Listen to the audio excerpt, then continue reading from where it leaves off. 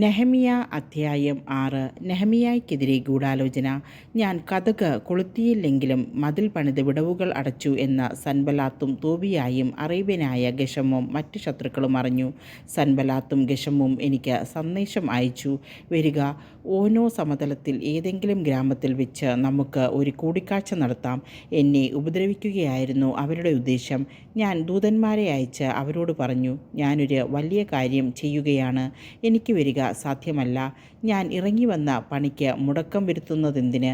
അവർ 4 പ്രാവശ്യം ഈ സന്ദേശം അയക്കുകയും ഞാൻ ഇതേ ഉത്തരം നൽകുകയും ചെയ്തു. 5-ാം പ്രാവശ്യവും സൻബല്ലാത്ത് ഭൃത്യനെ തുറന്ന കത്തുമായി അയച്ചു. അതിൽ ഇങ്ങനെ എഴുതിയിരുന്നു: നീയും യഹൂദന്മാരും എതിർക്കാൻ ഉദ്ദേശിച്ചാണ് മതിൽ പണിയുന്നതെന്നും നീ അവരുടെ രാജാവാകാൻ ഉദ്ദേശിക്കുന്നുവെന്നും ജനതകളുടെ ഇടയിൽ കേൾവിയുണ്ട്. ഗെശെമും അതുതന്നെ പറയുന്നു. യൂദായിൽ ഒരു രാജാവ് ഉണ്ടായിരിക്കുന്നുവെന്ന് നിന്നെക്കുറിച്ച് ജെറുസലേമിൽ വിളംബരം ചെയ്യുന്നതിന് നീ പ്രവാചകരെ നിയോഗിച്ചിരിക്കുന്നു എന്നും കേൾക്കുന്നു. ഇവയെല്ലാം രാജസന്നിധിയിൽ അറിയിക്കും. അതിനാൽ വരിക, നമുക്ക് കൂടിയാലോചന നടത്താം. ഞാൻ അവന് മറുപടി നൽകി, നീ പറയുന്നതൊന്നും നടന്നിട്ടില്ല, എല്ലാം നിന്റെ സങ്കല്പമാണ്. ജോലി ചെയ്യാനാവാത്ത വിധം ഞങ്ങളുടെ കരങ്ങൾ തളർന്നു പോകുമെന്ന് കരുതി അവർ ഞങ്ങളെ ഭയപ്പെടുത്താൻ ഉദ്യമിച്ചു. ദൈവമേ, അവിടുന്ന് ഇപ്പോൾ എൻ്റെ കരങ്ങൾ ശക്തിപ്പെടുത്തണമേ. വീട്ടുതടങ്കലിൽ ആയിരുന്ന ശെമായായുടെ അടുത്ത് ഞാൻ ചെന്നു. അവൻ മെഹത്തബയലിൻ്റെ പുത്രനായ ദലായായുടെ മകനാണ്. അവൻ എന്നോട് പറഞ്ഞു, നമുക്ക് ദേവാലയത്തിനുള്ളിൽ കതകടച്ച് ഇരിക്കാം.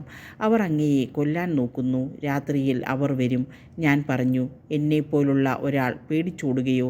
എന്നെപ്പോലുള്ള ആരെങ്കിലും ദേവാലയത്തിനുള്ളിൽ ഒളിച്ച് ജീവൻ രക്ഷിക്കുമോ? ഞാനത് ചെയ്യുകയില്ല. അവൻ്റെ വാക്കുകൾ ദൈവപ്രചോദിതമല്ലെന്നും തോബിയായും സൻബല്ലാത്തും കൂലിക്കെടുത്തത് കൊണ്ടാണ് എനിക്കെതിരെ പ്രവചിക്കുന്നതെന്നും എനിക്ക് മനസ്സിലായി. ഭയപ്പെട്ട് ഇപ്രകാരം പ്രവർത്തിച്ച് ഞാൻ പാപം ചെയ്യുന്നതിനും അങ്ങനെ എനിക്ക് ദുഷ്കീർത്തിയുണ്ടായി എന്നെ അവഹേളിക്കുന്നതിനും വേണ്ടി അവർ അവനെ കൂലിക്കെടുത്തതാണ്. എൻ്റെ ദൈവമേ, തോബിയായ്ക്കും സൻബല്ലാത്തിനും അവരുടെ പ്രവൃത്തികൾക്ക് തക്ക പ്രതിഫലം നൽകണമേ. പ്രവാചികയായ നൊവാദിയായെയും എന്നെ ഭയപ്പെടുത്താനുദ്യമിച്ച മറ്റ് പ്രവാചകന്മാരെയും ഓർക്കണമേ. മതിൽ പൂർത്തിയാകുന്നു.